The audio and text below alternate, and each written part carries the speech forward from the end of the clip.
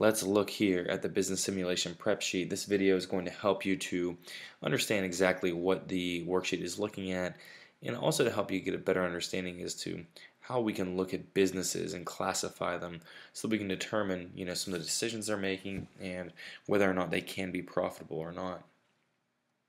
Now, first off, target. I can identify other variables that affect the profitability and desirability of a business. So we have here is our target. There we go, wonderful baseball swing there. Let's really get to what this is. Other variables that affect the profitability and desirability.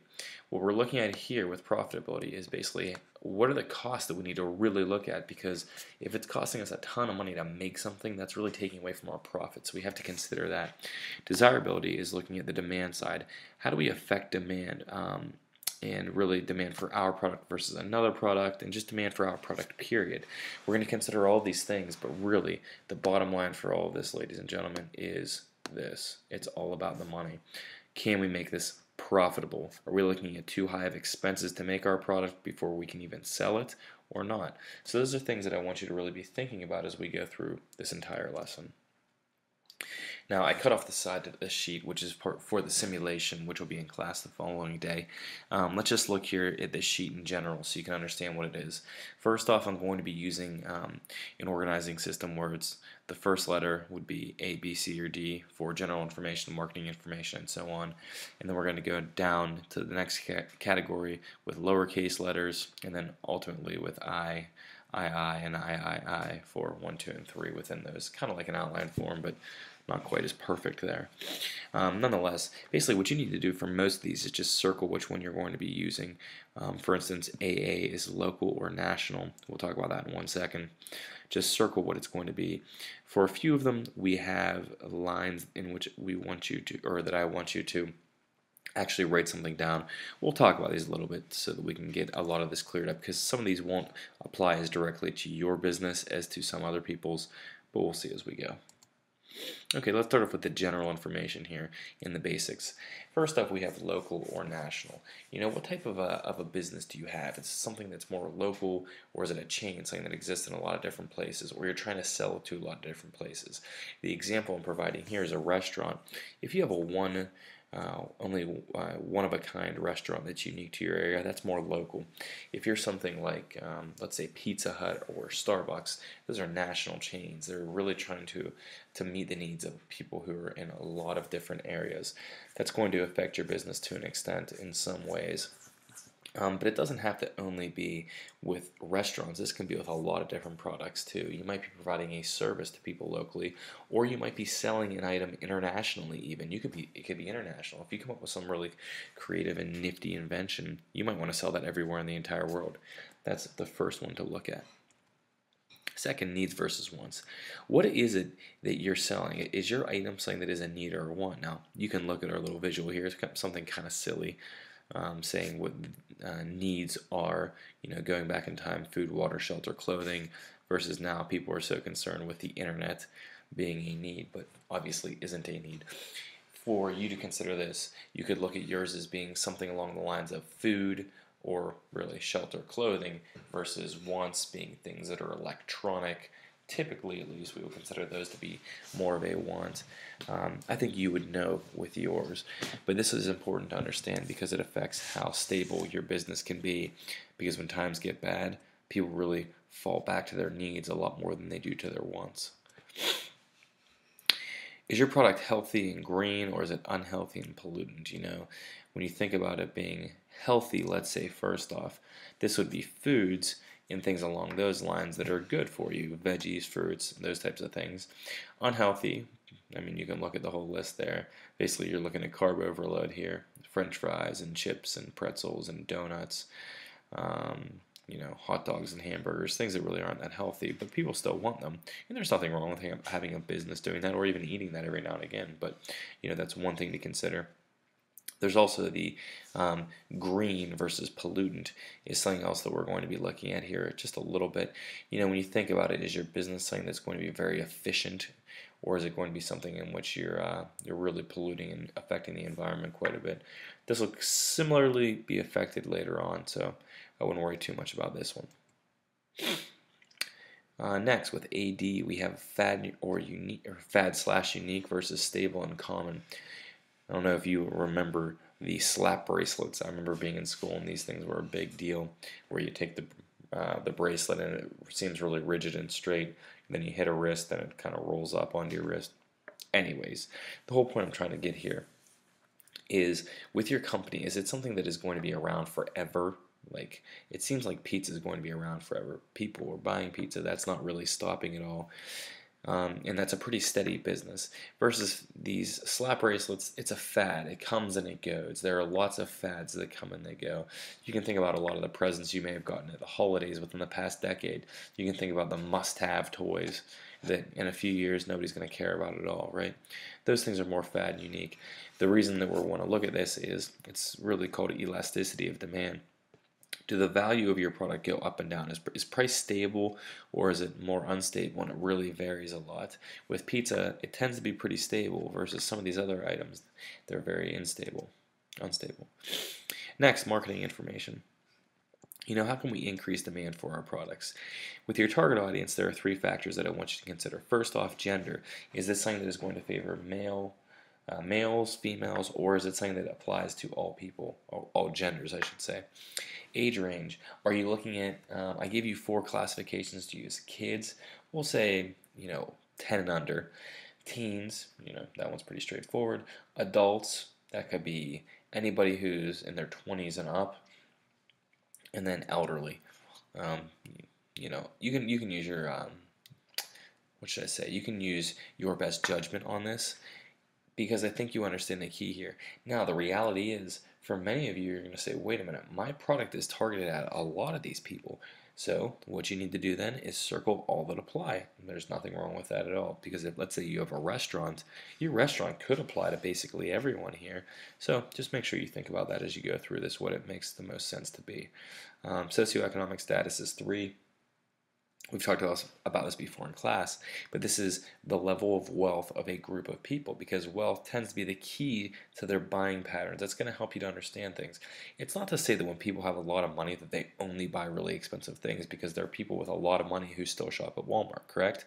But having more money or less money does either allow people to make more purchases or kind of forces them to focus their purchases in a certain area. So keep that in mind as you go through this as well. Next, with marketing tactics. Do you have a lot of different types of advertisements? That's something to consider. Really, why? Well, that's because of the money it's going to cost you, because advertising is not cheap.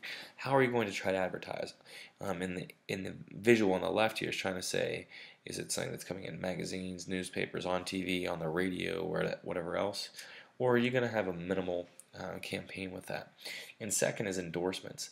Endorsements are important to consider, because endorsements can be extremely effective in helping to increase demand for your item. But the more well-known of a celebrity that you have endorsing your product, the more expensive they're going to be. For instance, LeBron James, everybody talks about how much money he makes as a basketball player.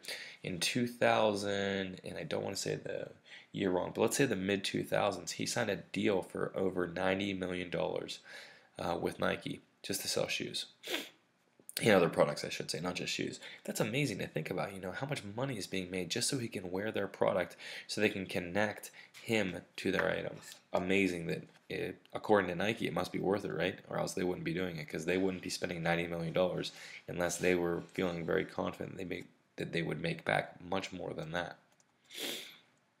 Next, the third section is on accounting, considering the expenses of a business, because if you don't understand your production costs and all your other expenses, you can't know if you're going to be profitable. Remember, making money and selling stuff, that's good, but you need to make sure that when you sell it, you're making back more than you're spending to produce it. First off, we have number of employees, and we have 2 different categories: minimum wage and number of other employees. This one's going to be a little bit tricky, because the way that we're doing this doesn't necessarily imply that you have to look at this greatly in depth. But what I want you to consider is this, and this is actually coming up here with choice CC on monthly operating costs. How much money are you going to be paying per month and throughout, so that you can maintain your company? Now, for you, here's what I want you to consider. The average worker is going to work 40 hours per week. If you exceed 40 hours per week, then you're required to pay, depending on the way your contract is written, I should say, but you're going to be required to pay overtime, which is pretty expensive. It's called time and a half, which means that you pay for every hour over 40 hours for an hourly worker. Let's say the person gets paid $10 an hour. Time and a half means you will get your $10 an hour plus half that, so they would then get paid $15 an hour. So if somebody were to work 50 hours per week, they would have 40 hours at $10 an hour, and then 10 hours at $15 per hour. If I lost you there, don't worry about it. We're back on track here in about 2 seconds. So, number of employees. Consider who is it that you need to have working at your business. Do you need to have a lot of people who are selling things? Do you need to have a lot of people behind the scenes? Or is your business really simple? You know, if you're providing a service for people and you only have a few people who are the skilled workers who can do that, then you only have to consider them. I want you to consider your minimum wage workers and your other workers, because that's going to be an important thing to consider. You know, as you go through your business, is it skilled labor or is it unskilled labor, which would be the minimum wage. Next, your startup cost. How much money do you have to spend to start up? Envision a restaurant. You're going to have to spend a lot of money buying tables and equipment and maybe even the restaurant itself. And this is something else on this one that I didn't really state as clearly on the sheet, but I want you to consider is, what is it that you're going to be doing for your place? Are you going to be buying a new store, a new building, a new whatever, or are you going to be renting it? Or as a third choice, if you're doing all this work from home, that's something else to consider. And those, if you're staying at home, then that would make your startup costs lower. If you're going to buy a place, your startup costs are going to be higher. So something to consider. Monthly operating costs. Let's compare these two. Working at home and running the zoo. Would it be very expensive to work from home from an operating cost standpoint? The answer is no, because somebody who works at home, they're already paying for their house regardless. So I guess theoretically you could say you're going to be paying for the power that you have, that you're using to power your computer and whatever else. Not very much in comparison to the zoo, but they have to pay for many, many, many workers, because the more workers you have, the higher the operating cost. They have to pay for a ton of food to feed all those animals and all the treatment of the animals. It's really going to be very, very expensive. Now, the zoo isn't a straight business. That's a little bit different, but nonetheless, just consider that the operating costs of one versus the other. You can classify this into high, medium, and low. And for this, I'm going to let you use your judgment as well, just like for the previous one on startup costs. Power consumption. This kind of fits in with the green versus pollutant, but it's a little bit different. How much power are you going to be using? Are you going to be transporting a lot of items and goods? Are you going to be producing physical goods that are going to cause you to need a factory and to use a lot of power in that sense? Or are you going to be a pretty, easy, no power type of company? Again, I don't want to belabor this one, but working from home, you'd be a pretty low power consumption individual, most likely if you're only running a business with yourself being involved. Next, raw materials. This is CE. Do you have raw materials for your item, or are you really providing more of a service? Think about a restaurant. You're going to need a lot of raw materials to make the food that you're going to sell, versus if you are a computer technician. If you're fixing computers, you really are not going to need many raw materials or any to go with that. So that's something to consider, because sometimes the prices of raw materials can go up or down, which would affect how profitable, that you could be in your business. And the last section is competition, knowing who you're up against. First off, your product type. Are you a product of quality, value, or a combination? You see some of these wood-fire grill pizza places in which the pizzas cost $15 or more. That is going to be a product of quality, because you're trying to sell people on the idea that, look, we have the highest quality of our item. Versus if you look at the bottom right here, we have CC's. That's the value sell. They're not trying to sell you saying that we have the most high quality pizza ever created, but what they are saying is, hey, you're getting a really great deal for your money here, so that's why you should come to us. It's the value. Then you have something in the middle, let's say Berg's Pizza and Wings, where the price is in the middle of those two, and the quality is probably in the middle as well. A little bit better quality than CC's, not quite as good as the wood-fire grill, but hey, you get a good product for a reasonable price. DD, we have here the direct competition. How much direct competition do you have for your business? Think about Pizza Hut, the fact that there are so many pizza places around, and that can really get to be very challenging being successful, because you need to account for the fact that you have all these other companies here. It will affect your pricing and a lot of other things too. That's something that you need to consider. This should be, oh, I'm sorry, DB, I misspoke in the beginning. And lastly, DC, which is the location. Here's a little funny joke here. Location, location, location. So it's a beggar who's begging for money while he's playing his guitar, and he's going to do this right next to an ATM where people get money out. Little joke there. But you want to consider a couple different things. What type of location are you going to have? Are you going to have it on a main road, a side street, or is your location flat out unimportant? If you're selling something on the internet, or if you're providing a service, then your location really is not going to be overly significant if people aren't going to be coming into a storefront. So that would be unimportant. Whereas if you're trying to sell food or something like that, a main road location is going to really serve you much better. So consider where you're going to be. Now, keep in mind that if you are main road, what's that going to do to your startup costs or your monthly operating costs if you're renting? It's going to really increase those.